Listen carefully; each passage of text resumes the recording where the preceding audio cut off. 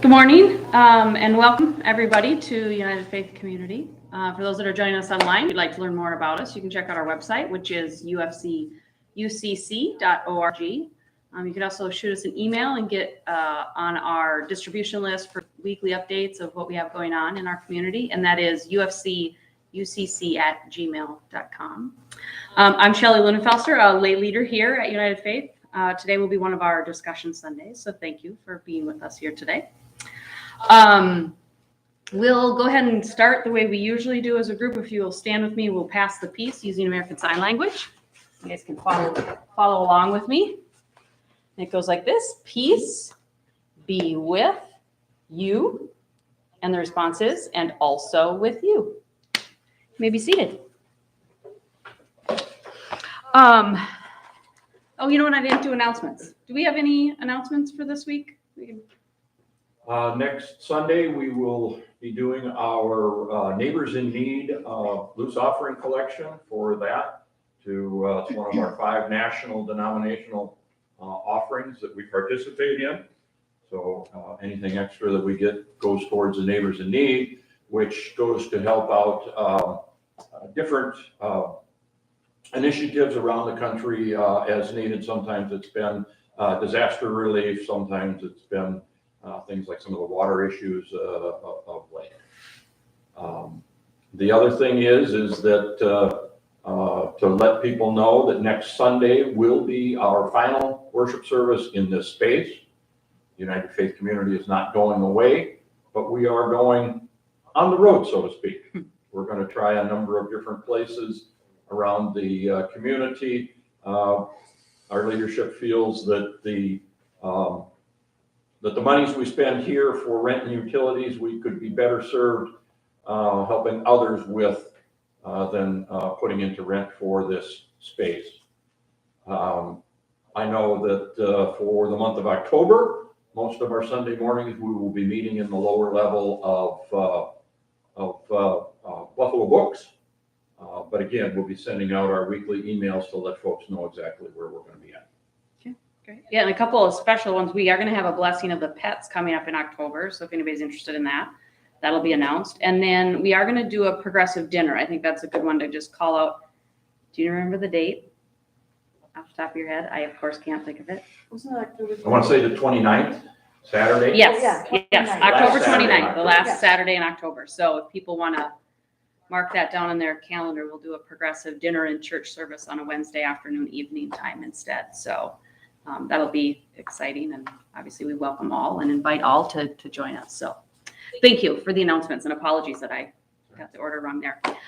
So for today's discussion service, I am borrowing from a kind of a Bible study-ish book that I had gotten a while ago, and it kind of spoke to me. So knowing that we as a community are going through some change and finding out what's going to be the new normal and all of that, that was really what I was sort of focused on for the week. And this sort of spoke to me. So it's called All the Places to Go, How Will You Know? And this first section in it that I wanted to share is actually about open doors and, closed doors. So what does new opportunities look like? What does change look like? I will admit this is from I believe it's a Presbyterian minister in Northern California. So it is a little bit, maybe not quite as UCC-ish, but still generally the message I thought was interesting and a good conversation for us to have. So I'll start by sharing the scriptures that are the focus for today's message, and then we'll watch a little video, and then we'll have our usual discussion time. So to begin with, the scriptures for focus of this is Revelations 3, verse 8, and that goes as, I know your deeds. See, I have placed before you an open door that no one can shut. I know that you have little strength, yet you have kept my word and have not denied my name. And the second one, let me see if I can find it here, is from Genesis, and it's chapter 12, verses 1 through 3. The Lord had said to Abram, go from your country, your people and your father's household, to the land I will show you. I will make you into a great nation, and I will bless you. I will make your name great, and you will be a blessing. I will bless those who bless you, and whoever curses you, I will curse. And all peoples on earth will be blessed through you. So those are our 2 scripture verses for today. So let me start our video. And then we'll have our discussion after.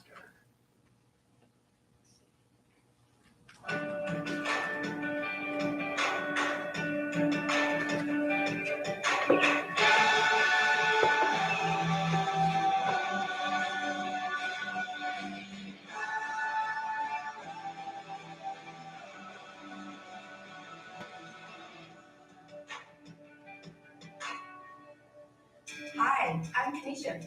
Welcome to All the Places to Go. When you think about your life right now, who and where you are is a product of a number of things. Some were circumstances beyond your control. Others were a mix of opportunities both seized and missed, doors opened and doors closed. In the same way, who and where you'll be in 10 years will be the product of another set of circumstances and opportunities taken and passed by. But as followers of Christ, we know those circumstances that are out of our control and those opportunities that come our way are not random events. But it is God working in and through our lives for our good and His glory. So, how should knowing that God is behind the open and closed doors in our life transform how we approach the opportunities He's placed in front of us? Over the next 6 sessions, we'll explore what it looks like to recognize the doors God is opening in our lives and what it means for us to walk through them. You'll hear inspiring real-life stories from people that have seen God do amazing things when they stepped through the doors God's put before them. And you'll hear solid biblical teaching from John Ortberg. John is the senior pastor of Menlo Park Presbyterian Church in the San Francisco Bay Area. His teaching centers around how faith in Christ can impact our everyday lives with God. In addition to All the Places to Go, John has written several books on spiritual formation, including The Life You've Always Wanted. In this first session, we'll explore how our faith is necessary to see the doors God is opening for us. First, let's hear David's story of how his step of faith opened a door to help start a medical clinic that gives health screenings to underprivileged patients. Medicine for me was always kind of attractive because it was a challenge. That ideal of connecting with other people, of being able to meet them in their need and meet them in their suffering. My interest was in global health and helping them more abroad. I was looking for opportunities like that, and look as I might, I wasn't able to find any organizations for a while that really did anything of significance abroad. Despite all of this interest amongst my friends and in myself, there really wasn't any way to do it. I was kind of frustrated by this closed door. I decided to call my dad, and so I called him and I told him, Dad, there's no organizations out here at UCLA that are providing these opportunities. And he asked me, well, why don't you start one? And I said, well, I don't really feel qualified. I don't really feel like I can do this, and I don't really know what it would be. One night up on one of the study rooms in the dorms, decided, well, what could it be? And we sat there with a dry erase marker and a whiteboard. We finally came up with Fellowship for International Service in Health, which spelled fish. The only problem was we had absolutely no connections, no leads, no hopefuls. That was kind of a hitch plan. We decided, hey, why don't we just go to Mexico? You had heard about a town that was off the free road to Tecate. Maybe if we just explore the city, we'll find this one road going to this one town that maybe might actually need help, but we don't have any contacts in it, but let's try that. I didn't speak a lick of Spanish, and my partner spoke basic, very limited Spanish. But we decided, let's just take a leap of faith. Let's just step out there. Let's see if we can open this closed door too. Drove across the border, and after probably an hour of being lost, we found the free road to Tecate. we stopped and we're eating tacos and decided, why don't we just ask the guy sitting next to us eating tacos? We had difficulty communicating with him. He took us to an office, and the person in the office said, "What do you want?" My right-hand man in broken Spanish explained that we were kind of trying to do this clinic thing, and could she help? She said, absolutely. She had a clinic building that was used only on weekdays. She invited us out the very next week. She gave us the keys to the clinic the very next week and opened it up so that we could have a health clinic that very next week. We would provide basic screenings for chronic diseases, things like diabetes and hypertension. We developed a relationship with that little community. We helped thousands of people. We provided opportunities for hundreds of students. Several other campuses around Southern California have also started fish organizations of their own and are having trips down to Mexico as well. So the impact is spreading. It is really starting to open up for myself and for many, many others and make a difference in the lives of a lot of people. Life is filled with divine opportunities, but we have to learn, how do you recognize them and how do you seize them? In the story you watched, David, a remarkable guy, was actively looking for a chance to serve the poor internationally. And at first it seemed like that was a closed door, but with some persistence and a willingness to take risks, David was able to fulfill his passion and not only care for the poor, but also provide opportunities for others. The Bible is just full of stories of people who were given a divine opportunity by God, but it was their response, their yes or their no, that would end up shaping their lives. Would Abraham obey God and leave Ur? Would Noah ignore the ridicule of his neighbors and build the ark? Would Esther risk her position and her life to save her people? Now, sometimes in the Bible, these opportunities seem to come in like unmistakable packages: a burning bush, a wrestling angel, handwriting on the wall, a fleece, a dream, talking donkey like in Shrek. You can't miss that. But there's another kind of picture of God-inspired opportunity that's sprinkled across the scriptures that's easier for me to relate to.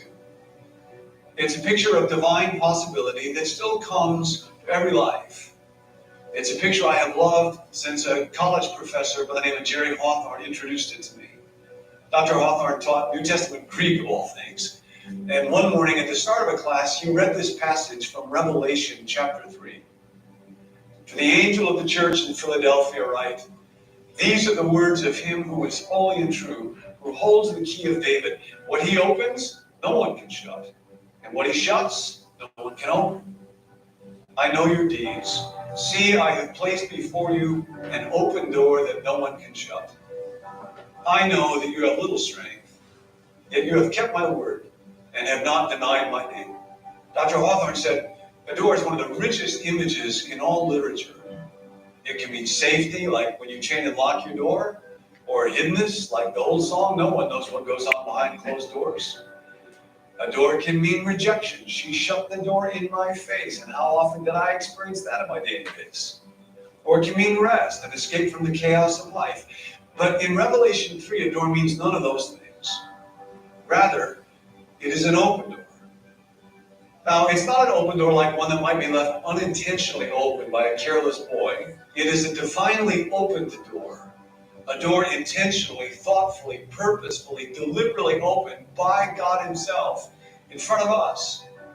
This door is symbolic of boundless opportunities, of unlimited chances to do something worthwhile, of grand openings in the new and unknown adventures of significant living, of unimagined chances to do good, to make your life count for eternity. An open door is the great adventure of life because it means the possibility of doing something that's actually useful to the God of eternity. Now, the first question that we often have is, how do I recognize these divine opportunities, these open doors? And I think the ability to recognize doors is a skill that can be learned. It often means finding a new and previously unrecognized opportunity in an old familiar place. In a sense, this is the surprising story of the nation of Israel. Now, Israel thought it was on a journey to national greatness with a powerful army and abundant wealth like any nation. Instead, it experienced exile and depression. But with the closed door of national greatness came an open door to a kind of spiritual greatness. And Israel ended up changing the spiritual and moral life of our world like nobody else. And while other nations, Assyria, Babylon, Persia, rose and fall, came and went, Israel's gift to humanity, and understanding that there is one great God, the scriptures, ultimately Jesus Christ himself remains. And this points to another real important truth about open doors. In the Bible, they never exist just for the sake of the people offered them. They involve opportunity, but it's the opportunity to bless somebody else. An open door might be thrilling to me, but it does not exist just for my benefit. And of course, an open door may not be all that thrilling. An open door does not mean that all will be pleasant and smooth on the other side. Sometimes the open doors God wants us to go through require hardship and struggle. We have to remember that an open door does not offer a complete view of the future. An open door always means opportunity, mystery, possibility, but not guarantee or ease. God does not say, I've set before you a hammock, or I've set before you a detailed set of instructions about exactly what you should do and exactly what will happen as a result. The only way to find out what's on the other side of an open door is to go through the open door. Now, this picture of an open door is not a phrase to describe just any opportunity. An open door is an opportunity provided by God to act with God and for God. In Revelation chapter 3, the Apostle John has a wonderful expression. He writes that what stands before the church literally is an opened door. This is John's way of saying that the opportunity being offered did not come out of the blue or at random. God was at work. And the beginning of the story of God's people comes with an unexpected offer of an opened door. It came to a man named Abraham, initially Abram, but God renames him Abraham. In Genesis 12, we read about this. Now the Lord said to Abram, go from your country and your kindred and your father's house to the land I will show you. I will make you a great nation, and I will bless you, make your name great, so that you will be a blessing. I will bless those who bless you, and the one who curses you I will curse, and in you all the families of the earth shall be blessed. And amazingly, Abraham went. In a sense, the whole story of the Bible hinges on that moment. So Abraham went as the Lord had told him. Abraham did not stop and ask God where he was going and how God was going to make him a great nation. I am sure Abraham had all kinds of questions. He just went. He just went. See, knowing too many details would take all the excitement out of the adventure. God wanted Abraham above all to be his friend.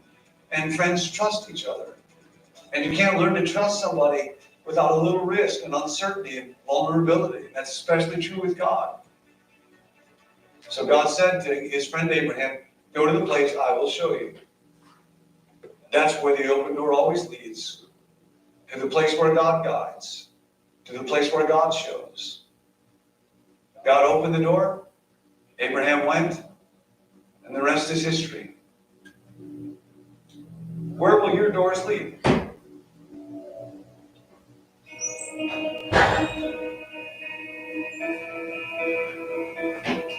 The day of my wedding, I decided to sneak out of the house that morning and go with my bridesmaids to go try out for the TV show American Gladiators. I didn't find out about any of this until we were getting announced to go into our reception, and she said, "You're not going to believe what I did this morning."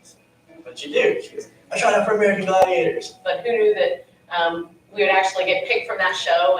And Allie pretty much dominated, was the grand champion of the show, did an amazing job, won the money in the car. We knew that after her finale aired, that we had just a few minutes of free promotion. This was a once-in-a-lifetime opportunity, and that the Lord had really blessed us. We just felt like it was for a bigger purpose and a bigger cause. Collectively decided we were going to start a fitness camp for adults, and it would be for all fitness levels. It would be motivational, fun, uplifting. Well, the mission of Camp Gladiator is that we want to positively impact as many lives as possible through physical fitness. You know, when you're going through a tough workout it really does break you down, and you kind of have to stick together as a group. Through that, there's some great friendships that, makes people more open to talking to each other and building relationships. And I think that's where we're really able to come in and impact people for the better. Well, Camp Gladiator is not necessarily a Christian company. It's run by Christian owners and Christian leadership. So some pretty cool ways that we have been able to partner up and be able to present more opportunities for our campers or our trainers to hear the word or to attend church with us or to share the gospel with them is through a couple of different things. We've started a Camp Gladiator Bible study group, and that's completely voluntary. We actually had a group of campers that came up to us. So we've done that. We've also started a CG Serve team, which is basically just anyone in our entire program can sign up and volunteer to do different charity events with us throughout the year, whether that be, serving the homeless or, picking up trash in the park. We're able to form those relationships in that community even more so that we can continue to invite them to church or talk to them about Christ. One thing that we were really blessed with was as we were opening up our new indoor facility, CG Arena, the budget was very, very tight, and we didn't know if we were going to financially be able to open our indoor facility. So we were praying about it a lot, and a church actually approached us through a connection that we had through our boot camp and said, hey, we're looking for a space to rent out Sunday mornings from 7 a.m. until 1 p.m. We had already planned that we weren't going to be open Sundays until about 1 o'clock. And so they came in and said, we'll help provide about 20% of the rent. And so that's what really pushed us over the edge to say, wow, this was a God thing. This was meant to be. Looking back over the last 4 years as we've grown Camp Gladiator, it's really exceeded all of our expectations on the scale of being able to impact more people than we ever thought possible. We've been able to grow. Right now, we're in 18 different cities, 6 states. We have close to 10,000 adult campers. The verbal feedback that we've heard from our boot campers or our members is that, we are making a difference. We are able to impact them for the better. When you hear those things, it makes all the hard work all worth it.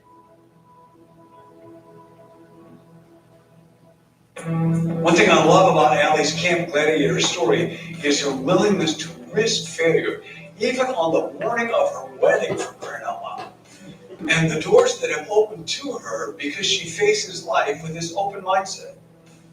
Not only is she caring for people's physical needs, but she's using the doors God has opened to her spiritually to talk to people about faith, about Jesus. And here's the thing, ultimately faith in God provides the only real foundation for an open mindset. The reason I don't have to prove my worth is God already loves me just the way I am, no matter what. Yes. The reason I can be open to tomorrow is God is already there. We have to abandon a closed door way of looking at God, our lives, and ourselves if we want to respond to the open door. Now, closed door thinking may disguise itself as prudence or common sense or being realistic, but really it's a refusal to trust God because of fear. Closed door thinking is David's brother saying, Goliath can't be fought. It's the rich young ruler deciding discipleship would be nice, but it's a little overpriced. It's me every time I choose hoarding over generosity or silence over speaking hard truth in love. It's me when I claim to believe in God, but when he says go, I stay. Closed door thinking looks safe, but I gotta tell you, it's really the most dangerous thinking of all because it leaves God on the other side of the door.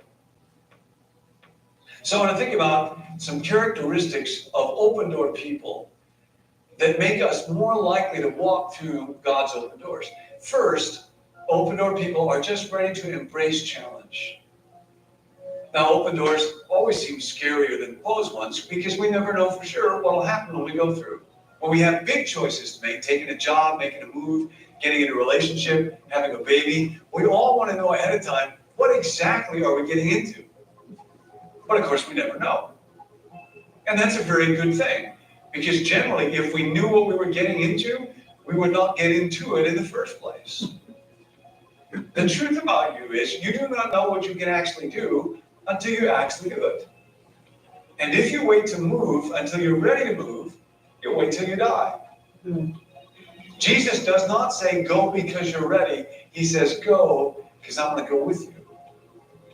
And there's another characteristic of open door people. They are unhindered by uncertainty. See, from the beginning of God's interaction with human beings, God has this way of giving information only on a need-to-know basis. Drives me crazy sometimes. Ambiguity and uncertainty are just part of the way God deals with us. We saw earlier, God called Abraham to leave his home and to go to a place where God would show him. Now, there's always two parts to God's go. There's going from and going to. God says, go from your country. That's the place familiar to you. From your people, your culture, everything that shaped you, from your father's household, leave home. And then go to the land I will show you. Now, that land turned out to be Canaan. And Canaan was everything that Ur was not. Canaan was uncultured, uncivilized, difficult, rough place. Nobody who could afford to live in Ur, which was the great capital of civilization, nobody that could afford to live there would set out for Canaan. But God's open doors are not always obvious. They are not primarily designed to open to wealth or status. Going through open doors means I will have to be able to trust God with my future when the path I'm called to take does not look obvious or easy. And open door people do this. They are comfortable with ambiguity and risk and not knowing. And even if they're not totally comfortable with it, at least they decide not to be paralyzed by it. Another thing about open door people is that they understand they are blessed in order to bless. God said to Abraham, I will make your name great and you will be a blessing. And I will bless those who bless you, and whoever curses you, I will curse. That's a promise of divine protection.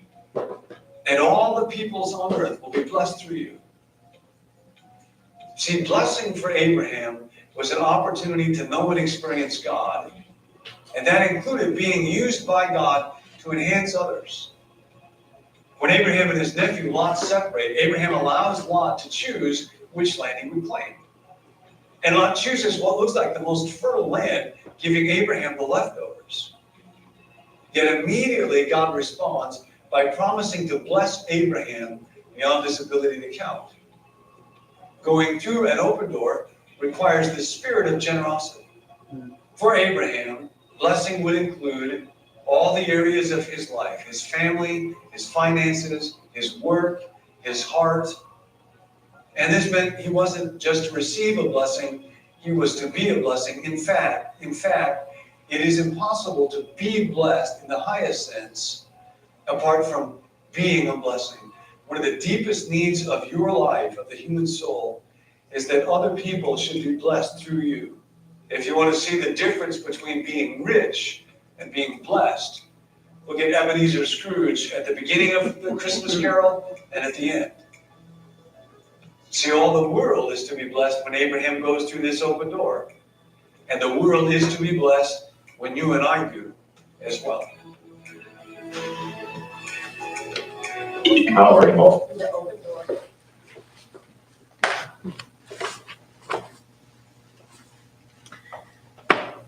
So, it was a very interesting video. And again, as I had said before we started, part of what drew me to it was knowing the transition and change we're going through as a group. But it also, as I watched it and read through kind of the materials, it also made me think about the different opportunities and paths that each of us can be on at the same time. I think about all of the other transition that may be going on in life. And if I just speak to myself, Matt's a senior now. So there's this, okay, he's going to go off to school. And that's a whole new adventure, not only for him, but also for me. And what does that look like in your family? And there's some transition going on at my work. And so there's always so many of these open doors or maybe closing doors. And so it just really spoke to me. So I was hoping we could kind of talk about that a little bit today. So I guess I'll just start with the first question.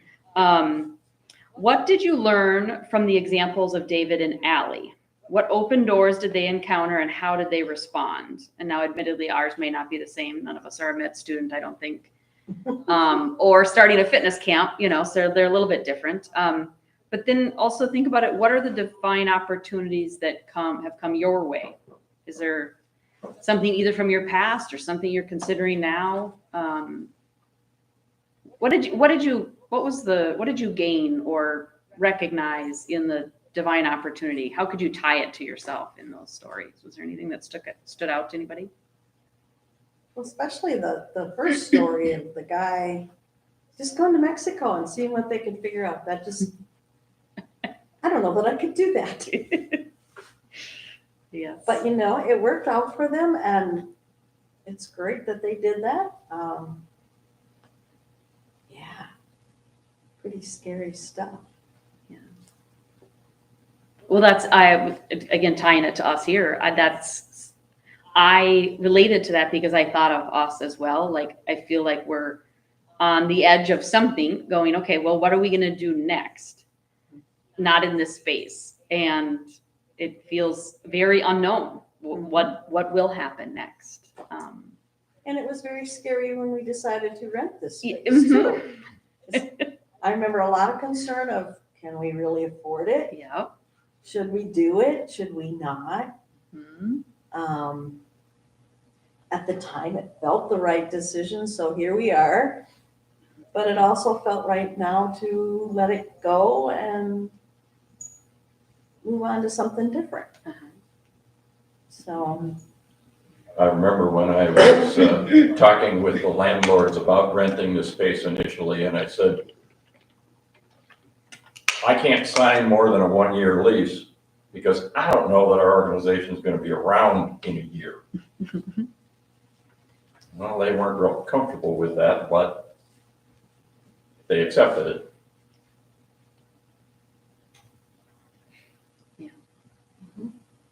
How about some of those other divine opportunities people have maybe faced?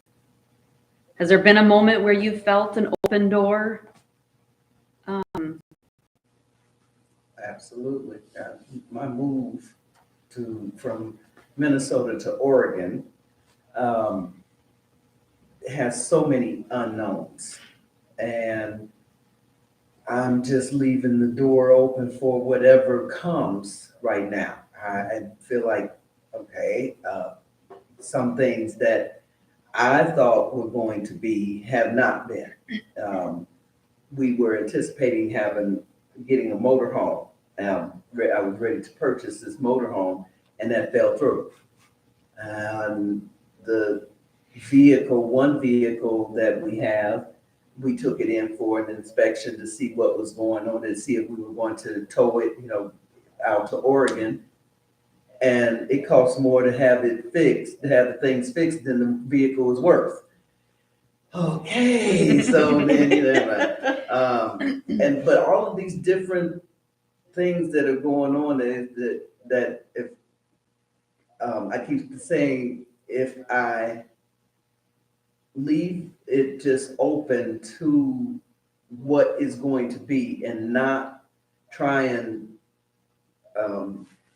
not doubt so much. That's been my focus is, okay, don't let the doubt overcome, and that's the message I got from watching listening to them about the Camp Gladiator. I was just not allowing the doubt to overcome you and just keep going. Just, all right, open the door and just keep going.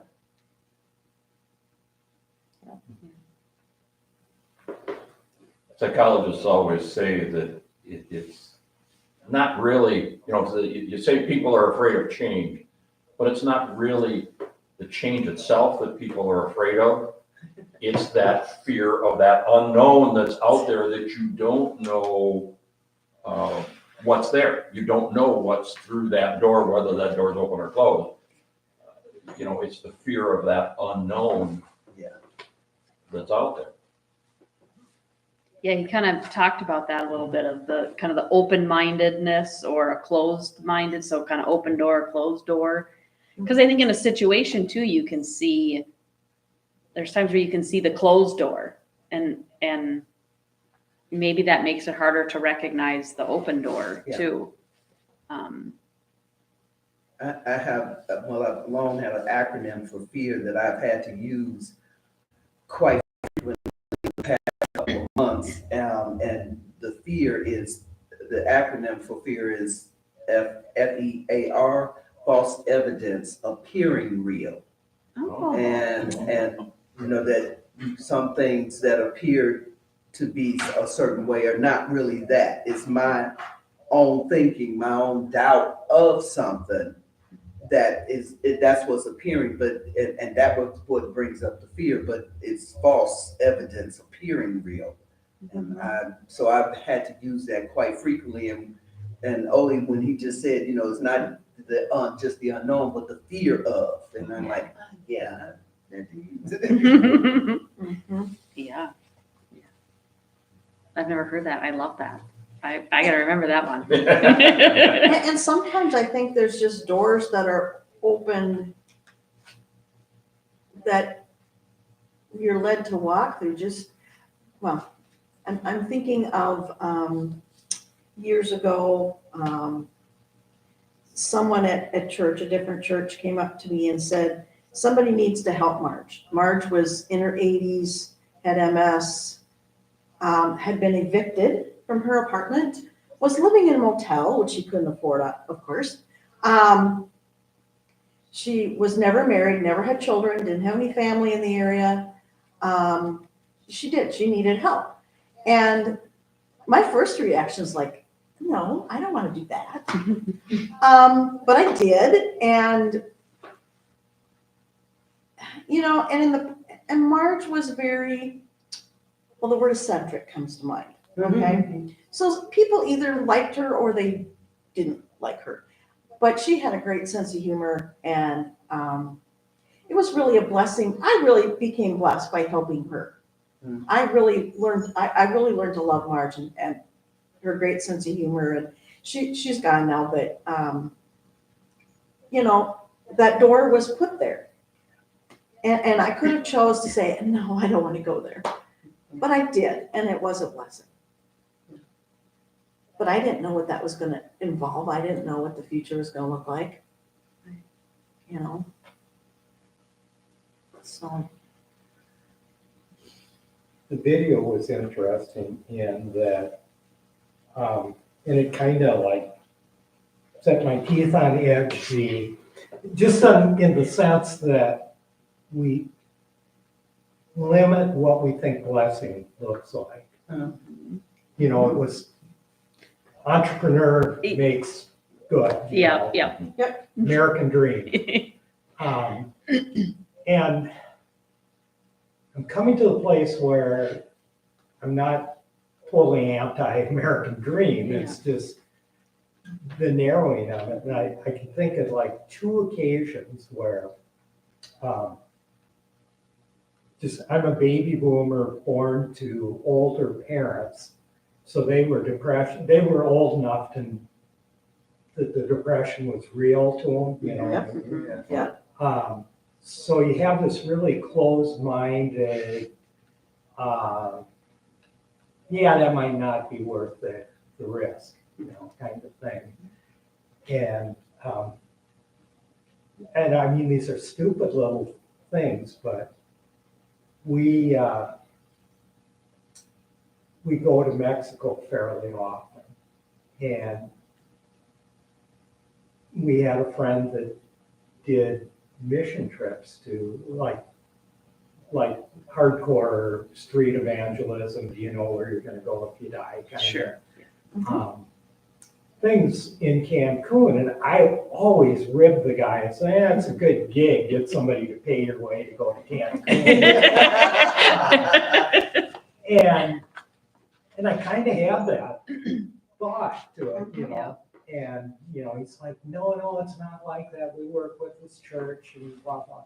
And my wife was like, I really want to meet this pastor. And he's like, it's impossible. These people are so poor. He said, I have to start like 6 months ahead of time when I'm going to go to, because they have throwaway phones. You just go through this huge thing. You guys are leaving in a week. Forget it. So we're there and we're on our balcony looking over the Caribbean.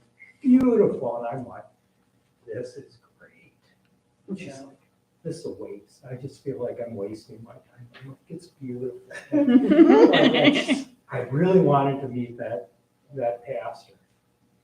And so we're praying. So we pray and she prays to meet that. I said, well, let's go get something to eat. We go down, we're walking the beach, and we're on Isla Mujeres. And there's like one timeshare there. If you've ever been there, it's always, if there's a man and a woman together, it's, hey, honeymooners, Oh, sure. and waste a day of your vacation while we try and sell you a timeshare. Basically, we'll give you a meal or something, And so I'm like this, no, we've already heard it, like that. And he's like, well, where are you from? And I said, Minnesota. He says, Elk River?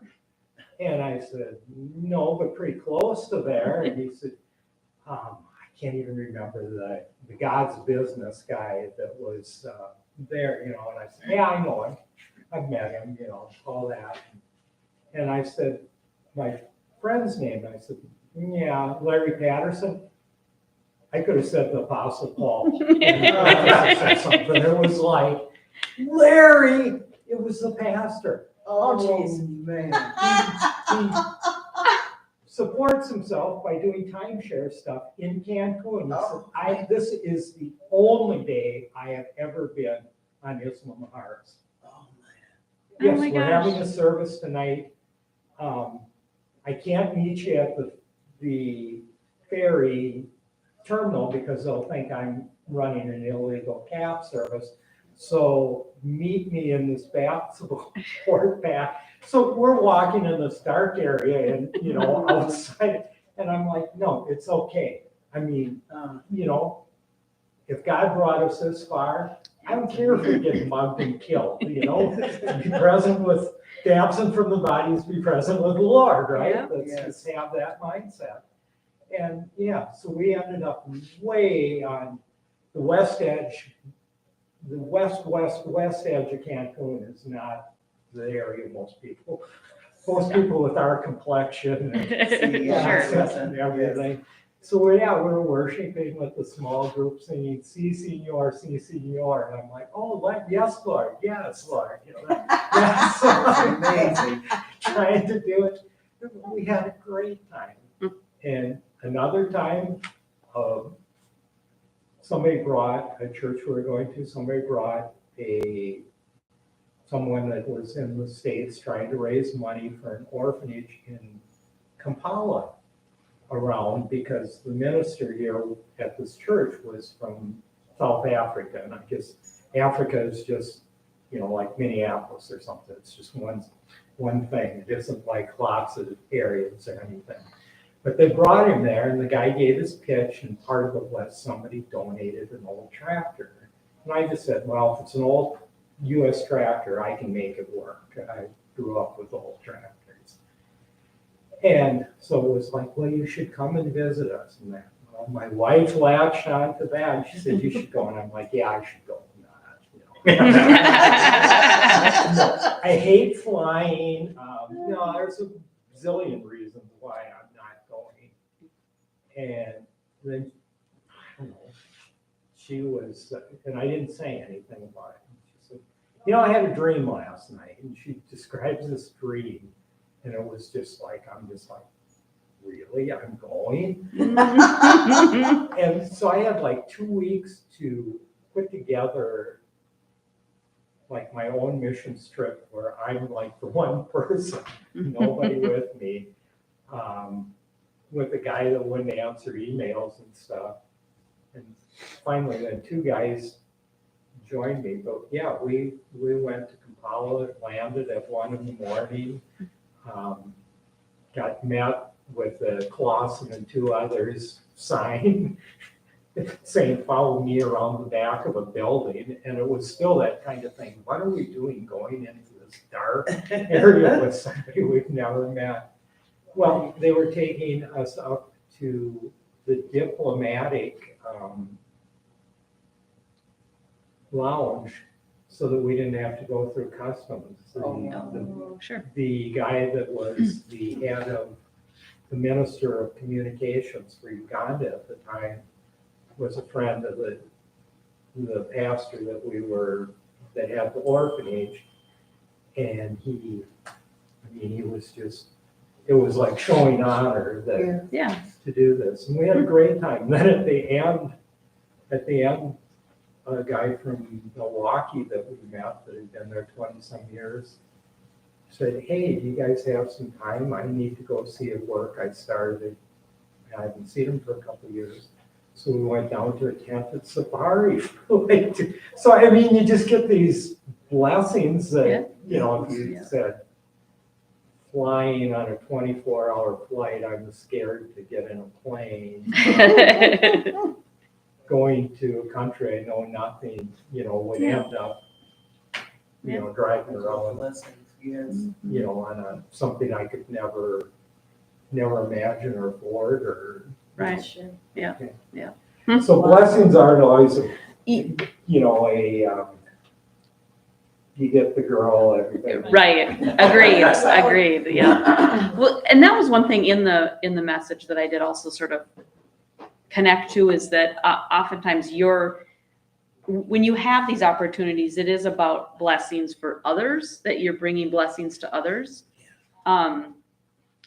And I think, you know, like really either one of your stories, you know, yours as Sharon taking care of Marge, I'm sure you weren't thinking, well, gosh, you know, how am I going to be blessed with this fun, you know? But I'm sure it reminds me of the times, you know, I've been on mission trips where you think, well, I'm going there because I'm going to help you. Oh, let me help you. Let me help you. Oh, no. I am the one that is helped in that. And I learned so much. Yes, I may be providing a service I hope I'm providing a service and being a blessing to these people, but I am learning and taking away so much more from it than I think I could ever give to them, be it financial or even time or whatever, but Well, yeah. Just the strengthening of your faith. Mhm. That you see those things. I mean, Yeah. the time I spent in Africa, I learned some things about Africa, and it was different in that I was on the ground with people that had lived there and in places that you wouldn't go as a quote tourist. Yeah. And now our neighborhood is, you know, there's, you know, I've met a Nigerian, you know, walking the dogs. You hear it, I'm like, hey, that's East African music. Tell me more, you know. Yep. And, you know, Can open Yeah, other just open doors. the doors. Yeah. open more doors. I'm thinking I'm living across the world with like my home, everything's there, and I'm alone here, and Yep. you know, to have somebody say, "Hey, I recognize your music, I like it." Right. Yeah, East Africa's different than West Africa. Yeah. Right. Yeah. Yeah. So place your country on a map. Opening that door of communication Mhm. is kind of stepping out on faith, you know, Yeah. because you don't know what that door is going to bring to you. But opening that door and stepping out on faith can open that communication. Yep. Can be just the thing that helps someone understand. You understand them, they understand you. And the pastor that was speaking after, you know, the candidate was talking about, you know, and doing that, what we're doing is opening up what Jesus has said. Jesus didn't say go or come or do when it's convenient or when you think you should or but go and I'll be with you, you know, and Right. that's what, you know, and it's your stories and in this, that's what was going on, you know, and you're just stepping out, opening the door and going, okay, it's open, I'm going, and yeah, Trusting. yeah, Have trusting. to find some trust in that. One of the other things they talk about in the guide with it that I thought was interesting is how do we know whether a particular open door we see is God's nudging or not? They say it here. We encounter various opportunities every day. How do you know whether God has opened a particular door or whether it's just your own ambition the nudging of a meddling relative or just sheer coincidence. But I also, when I read that question, I also sort of asked, well, even in those moments, is there some element of it that's still God opening a door? I mean, even if I think it's probably part of my ambition. You know, I did work hard. I did do X and Y and Z. But even that, is that God hopefully, again, walking with you to help you that you have that ambition? Or like, how do you know if it is a God open door or some other kind of open door? Do we know? I don't know. think you do. I don't think you do initially. A lot of times, like Sharon mentioned, are stepping out in faith in coming to this building. You realize it after the fact that, oh, okay, I was meant to be here, or we were meant to do whatever. And that it had to be Holy Spirit led. There's no question about it. But a lot of times we don't see that. I don't think we can see that going in. Your trip to Africa, you certainly weren't expecting all that you got wound up blessed with. But after the fact. And there were weird things. I mean, the guy that I went to help was kind of a shock. I mean, kind of a charlatan in a sense. He put us in a motel that you could not find in Mexico. I haven't found a motel as bad as that. Oh. And charged us $183 US a night. And it was just interesting because we were like, okay, the guy's expecting we brought enough money for a sizable offering when we leave. Right.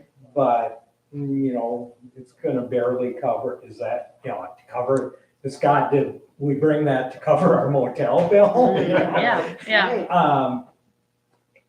And like the second day, there's one other white person at the crusade kind of thing, and go over to talk to him. He's like, yeah, all the audio equipment and stuff that belongs to our ministry. I'm just loaning it to Daniel, and we explained his thing. He says, yeah. He said, yeah, you don't say anything. He said, I know, I've been here. They accept, he accepts me, and I understand the culture. And he said, yeah, he did that as a favor to his friend. Americans are rich. Oh, sure. And Yeah. he said, it's not the way you're processing it. He said, Right. I'm Midwest, so I get how you're processing it. He said, just let me, he said, we've got a guest house. He said, that means it's 2 bunks. He said, Yeah. but, it's safe and everything. He said, you're welcome to stay there. My wife, to be able to cook Midwestern food for Midwesterners and talk with an accent, Sure. it'll be heaven for her. So it isn't that it's obstacle free. Right. It's that for me, I literally have to say in those things, to be absent from the body is to be present with the Lord. What's the worst that could happen? I'll get killed. And that could not be the worst, but when you say that, what you were saying as far as how do we know? Yeah. And my thing is, I've meditated and prayed on something. Yep. And, I do a lot of journaling and prayed on something, and it doesn't, occur or happen, the right way. But in my prayers, and I try not to be selfish in my prayers, I'm asking for guidance and direction and for the divine to be, 3-4 months later, something happened and I go, oh, wait a minute, that was, something I was, a year later, Yeah. something occurs and I'm like, Yeah. oh, wait, that was way back and it has occurred to me like that, something that I've prayed on happened 5 years later, and I went, okay. And the blessings come. They don't come with I guess I'm saying our time. Right. Not our Yeah, time, it's right. God's time. Right, Yeah. so that's when I know that it is. Yeah. Open, that whatever was open was God opening it. God did it. You know, it was my faith in prayer that's what occurred. It wasn't my own crazy intellect, my Yeah. intellectual, I say, Yeah. not from my head, but from my heart Yeah. Yep. and doing something, it was God led. Yes. Yeah. Sometimes I'll lay out the case why it can't happen, and then when the case crumbles, it's all Right. crap. Yeah. God says, my plans are not your plans. Right. Yep. Right. Yep. You Yep. learn that so many times. Oh, yeah. Well, thank you very much for going on this journey and discussion with me. They did also provide some sort of after work that people can do on their own. So I do want to share this with you as something. Feel free to take it with you throughout this next week or not. But they talk about having a life experiment day, is what they call it, or an open day. So pick a day this week to experiment with openness. So very purposely have this openness. Shortly after you wake up, talk with God. Indicate your desire to be open to whatever God brings your way that day, whatever that means. Then as you go through the day, breakfast, commute to work, lunch, family time, whatever it is, school, a trip to the corner store, hanging out with your friends, again, whatever your day may be. Keep this in mind. You're being open. You don't need to plan to do anything religious. Just be open to what God brings. This might mean paying attention to people around you. What needs do they have? How can you show them the love of Christ? It might mean taking some extra time with a friend or a family member who needs to talk more that day. It might mean enjoying a sunset or a great piece of music. Or God might throw a challenge your way. So it could be a challenge. It end up being a challenging day, the one that you pick. Will you face it openly, trusting in God's help? So pick a day where you feel like maybe this is something you might want to experiment, and who knows, maybe we'll come back here next week and there'll be some great stories to share, or it could just end up being an ordinary day that maybe down the road leads to something that you weren't expecting, so again, thank you very much. I'll what was that? Oh, I just, me. Everybody who knows me that knows that if a song comes to me, Yes. it's amazing. I'll close us first with prayer, but then yes, if you have a Yes. song you'd love to bless us with, I would Yes. love that. Absolutely. All right. Well, please join me in prayer. Holy and gracious one, we thank you for bringing us here together as your people. We are gifted with this opportunity to discuss your open doors in our lives, helping us to recognize and see all of the opportunity that you put in front of us, those that may be smooth and wonderful and exciting opportunities, and those that also bring challenge, but we know that we can trust you to be there. We lift up to you all of those that may be struggling, and we recognize that we have many blessings as well that we can share. Please be with us throughout this week and help your people in this world know that we are a community for them. In Jesus' name we pray. Amen. Amen. Please, Donna. There is more than enough in a universe that you created. There is more than enough on a planet of sacred design. There is more than enough for humanity made in your image. Why would I worry? Why would I doubt? Why would I ever think I'd go without? Why should I worry? Why should I doubt? Why should I ever think I'd go without? Your infinite love made me, made everything I see, and all that will ever be is your infinite love. Let my soul know the truth. Whatever I choose to do, your infinite love will prove more than enough. Thank you, Tim. Thank you, Jen. And again, thank you all for being here today. Have a great week. Thank you.